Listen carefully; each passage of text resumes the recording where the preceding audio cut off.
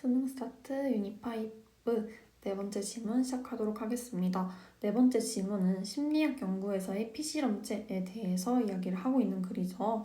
첫 번째 문장부터 한번 살펴보도록 하겠습니다. 심리학 실험에서 인간 피실험체는 이라고 얘기를 하면서 찬양받지 못하고 그리고 대부분 보수를 받지 못한 익명의 사람들이다 라고 이야기를 해주고 있습니다. 그 익명의 사람들은 이라고 얘기를 하면서 우리의 이해에 도움을 준 어떤 이해냐면 인간의 마음과 뇌에 대해 이해에 도움을 준 그 사람들이 대부분은 보수를 받지 못하고 찬양받지 못한 사람들이다 라고 이야기를 해주고 있습니다. 그들은 흔히 보인다 as if 마치 라고 하면서 그들이 일회용 화장지인 것처럼 보인다 라고 이야기를 하고 있죠.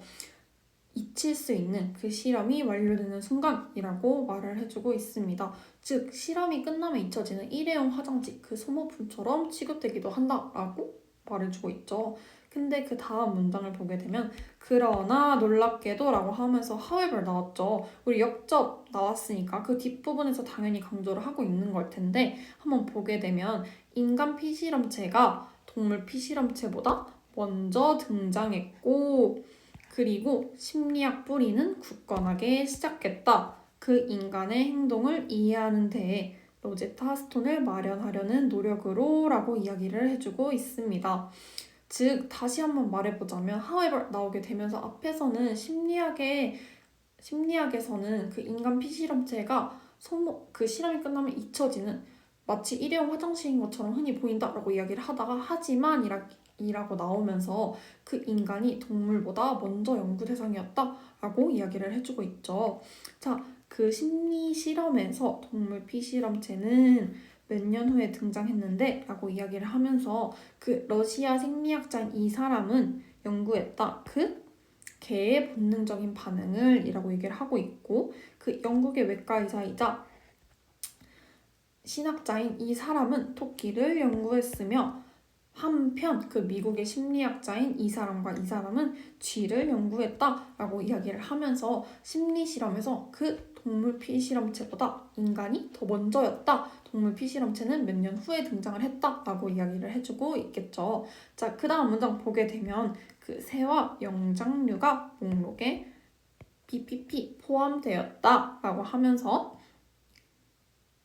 그 피실험체 목록에 라고 이야기를 해주고 있습니다. 그 20세기에는 이라고 얘기를 하면서 이 사람과 이 사람이 모두 이 사람과 이 사람이 각 이 분야에서 가장 주목받는 인물이 되면서 라고 이야기를 해주고 있죠.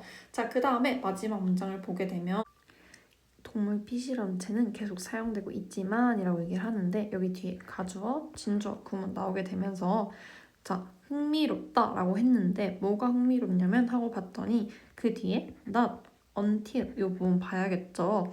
그 인간이 최초의 실험체가 된 후에야 등장했다는 점이 흥미롭다 라고 해석이 되면서 마무리되게 됩니다.